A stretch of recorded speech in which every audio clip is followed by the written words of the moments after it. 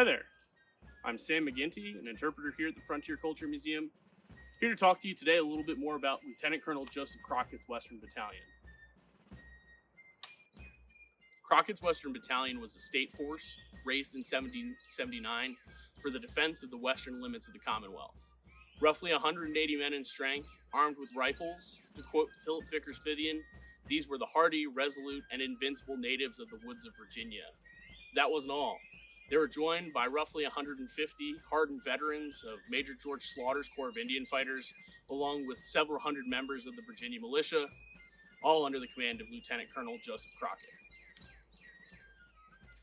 Joseph Crockett was the son of Irish immigrants, born in Albemarle County, but moved to Staunton at the age of 25, where he became a successful farmer and shopkeeper. In 1774, he fought in Lord Dunmore's War against the Shawnee and Mingo Indians, and this was where he got his first taste for combat. At the outbreak of the Revolutionary War in 1775, he commanded a company of frontier rangers. Later in 1776, he became a captain of the 7th Virginia Regiment and went on to fight in a variety of battles, including Brandywine, Monmouth, Germantown, and Saratoga. Daniel Morgan personally picked him to command a corps of picked marksmen, which he did until 1779, when he returned to Virginia to command the Western Battalion. The Western Battalion first mustered and trained at the Albemarle Barracks in Charlottesville in the spring of 1780. Their first mission was to guard the roughly 4,000 British and German prisoners of war known as the Convention Army, who had been captured at Saratoga. By April of 1780, the battalion was marching, drilling, and training, albeit without uniforms. On the 6th of April, Joseph Crockett writes, "The soldiers of the Western Battalion to be paraded tomorrow at 10 o'clock in the morning, where Major George Walls will attend.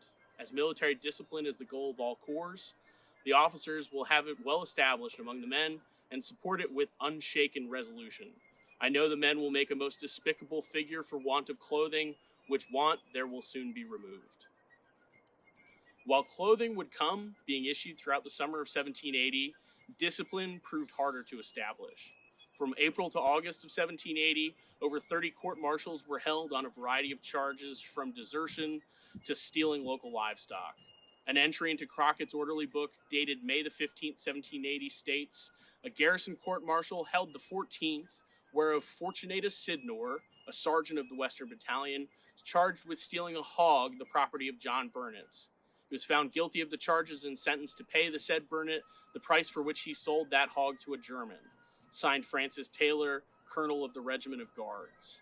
The Western Battalion, for better or for worse, became known for their foraging and use of local resources, albeit to the chagrin of local farmers. Meat, vegetables, fruit, and wood were never in short supply with the Western Battalion. In December of 1780, the British Army invaded Virginia. This posed a tremendous threat to the Commonwealth. Even more pressing was what to do with the Convention Army. Again, roughly 4,000 British and German prisoners of war that were lying in wait in Charlottesville and in Staunton like a sleeping giant, and if they were freed, could cripple the Commonwealth. To counter this, Crockett's Western Battalion was ordered to escort the Convention Army north to Frederick, Maryland. After depositing them there, they continued on to Shepherdstown, modern-day West Virginia, where they spent the winter.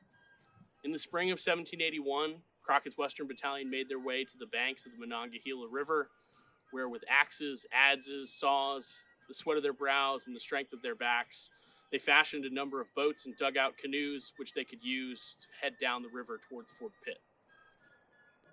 There, the Western Battalion was met by Brigadier General George Rogers Clark, overall commander of Virginia's frontier defense. They were also joined by several hundred members of the Virginia Militia, causing the Western Battalion to over double in size. Brigadier General Clark's plan was a bold one. He wanted to use the Western Battalion along with other troops to capture Fort Detroit, an important British outpost, stronghold, and trading post. But poor militia turnout and bad weather spoiled Clark's plan. Instead, Crockett and his men were charged with guarding the frontier. So they sailed down the Ohio River to Fort Nelson at the Falls of the Ohio, modern-day Louisville. It was here that the Western Battalion would serve for the rest of the war, protecting Virginia's border from raiding Ohio Indians and the British Army, and getting in a few skirmishes like the ambush at Beargrass Creek along the way. As for Colonel Joseph Crockett, When the Western Battalion was disbanded in 1782, he returned to Virginia, married, and then moved west to Kentucky. He was a senator, helped write Kentucky's Constitution, and was appointed Marshal of Kentucky by President Thomas Jefferson, who said, "I will appoint honest Joe, for I know him personally to be true and faithful and honest." Joseph Crockett died in 1829 at the age of 87. His epitaph read, "In life, honest and patriotic." While Joseph Crockett is certainly not a household name, and unfortunately the legacy of his Western Battalion had been all but lost to history, we would be remiss not to recognize their contribution. While they never won any great battle, nor truly conquered a foe, they nevertheless, as the hardy, resolute, and invincible patriots of the woods of Virginia, defended our great Commonwealth, rifles in hand. They epitomize what Virginia's frontier culture was, and we hope you'll visit and be able to see that firsthand.